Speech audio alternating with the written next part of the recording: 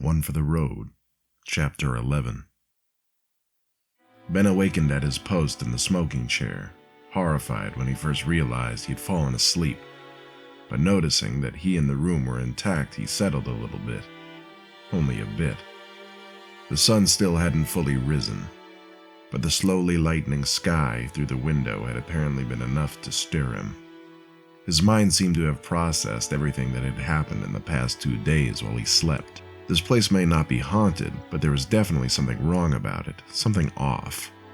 Any comfort he had once felt from having somewhere off the street to sleep was gone now, and all that was left was an overwhelming urge to run.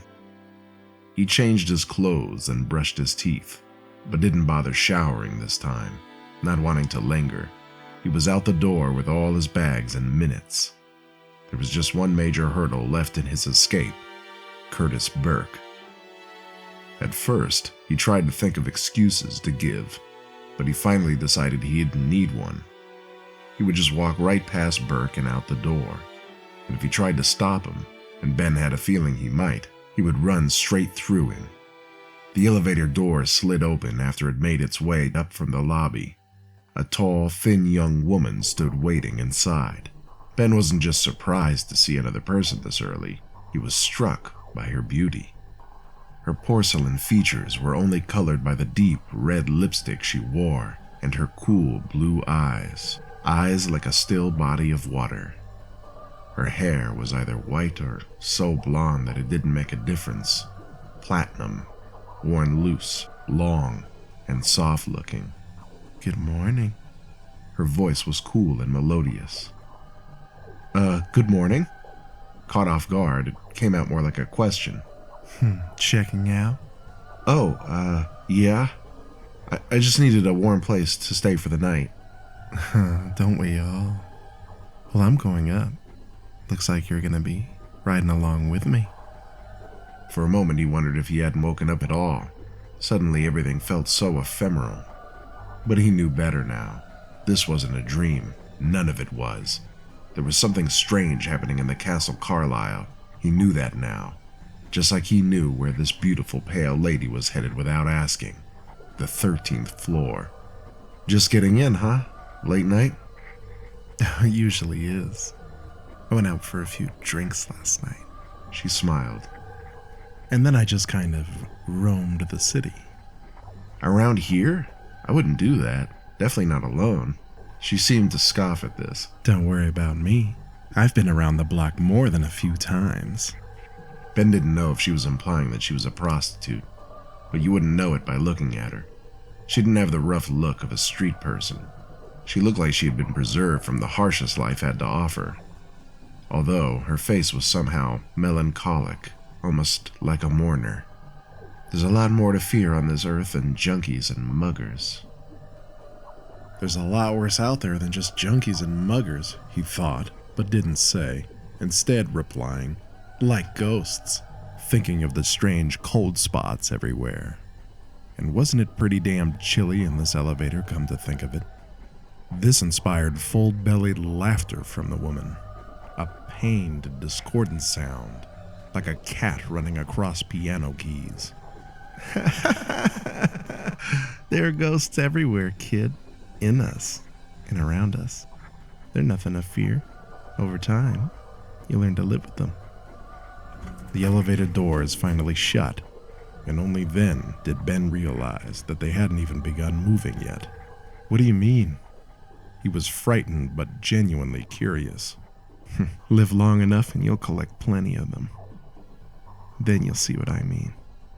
The doors opened on 13, as predicted, and when they did, Ben was struck not by the opulence, but the incredible feeling of foreboding that seemed to waft over him.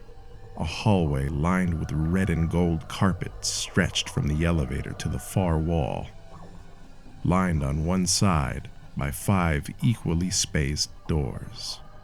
The adjacent wall held only one large wooden door, maybe mahogany. He wished with all his might that the elevator doors would shut again. The lady in white stepped out from the elevator, as though she were walking through a dream, and turned around once more to look him in the eyes.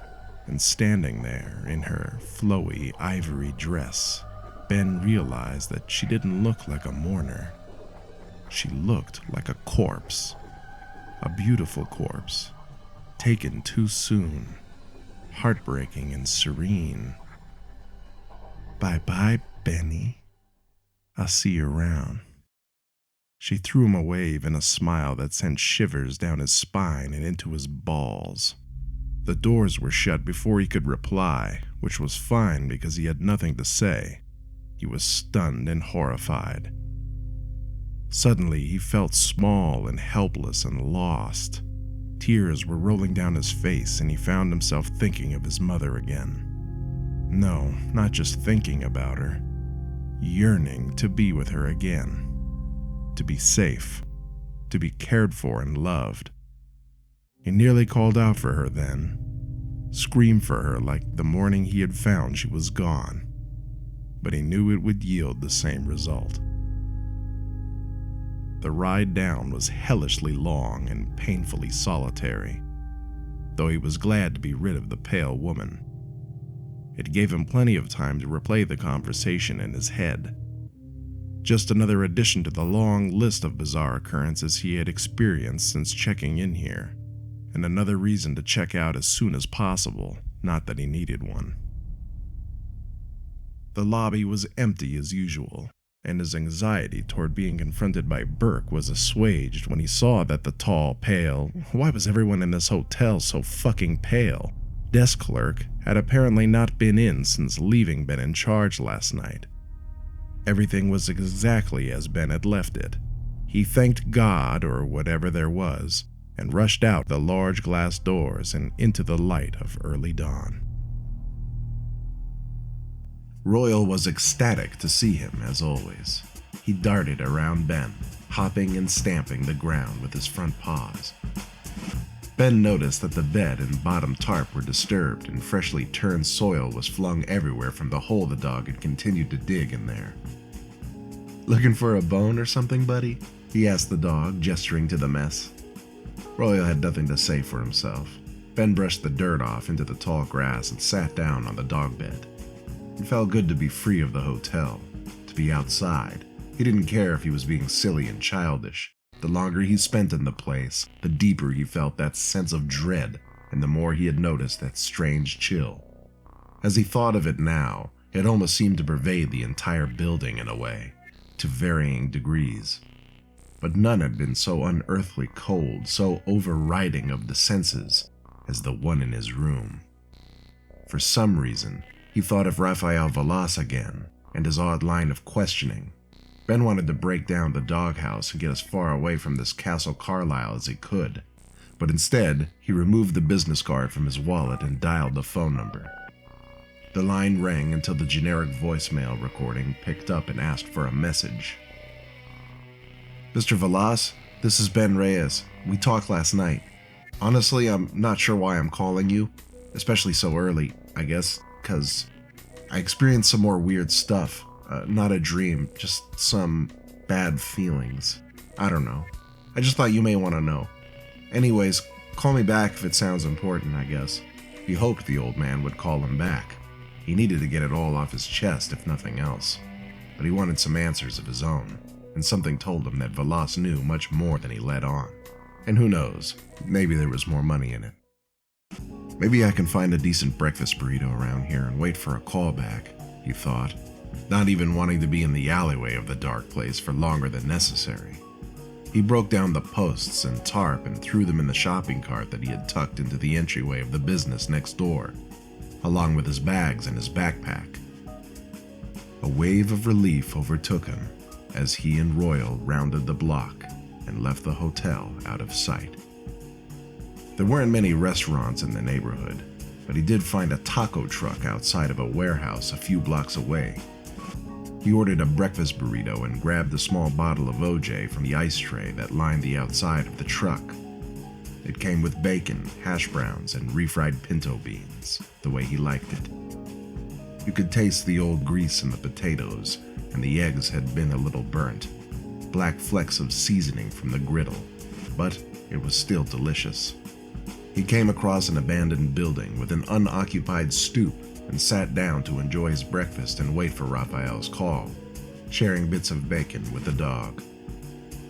He pondered over that for a while, why it was so important to tell the strange old man when he was out of the hotel and could just put it all behind him. The only answer he could produce was to satisfy his own curiosity, for closure. When they would watch Ghost Hunters together, he and his mother would often remark about what kind of person would willingly venture into these dark places, where horrors had usually been committed, if ghosts were actually real. He guessed now he understood. Once you caught a glimpse, it's hard not to want to rip back the curtain, to know for sure. There was something more than that, though, an incomprehensible draw.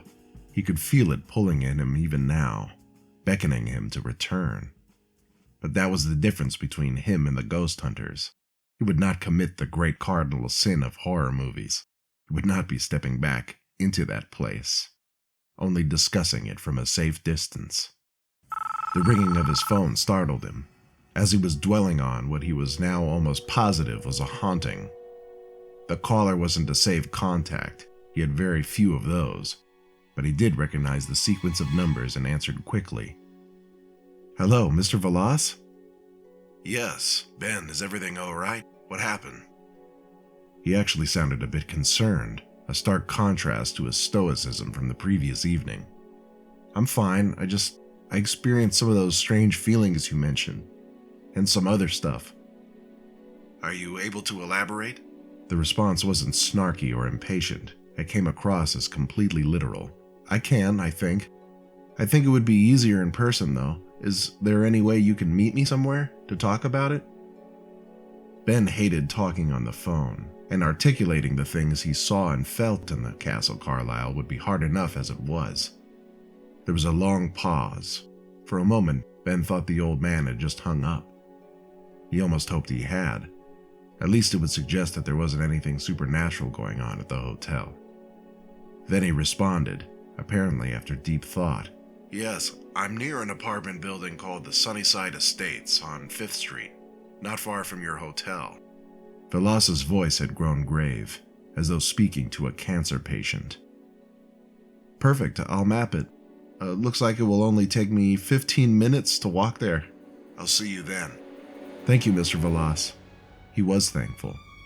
He needed to express everything, to get confirmation or denial, to know if he just had an overactive imagination or not. "Call me Raphael, Ben, and thank you." The call ended and he began walking, Royal leading the way this time, occasionally looking back over his shoulder to make sure the boy was still following. Ben felt good to be in the sunshine and full of an indulgent hot meal. He would tell Raphael all about his 2 peculiar days in the Castle Carlisle, and then he would be able to turn his back on this awful place for good, he thought, blissfully unaware of how wrong he was.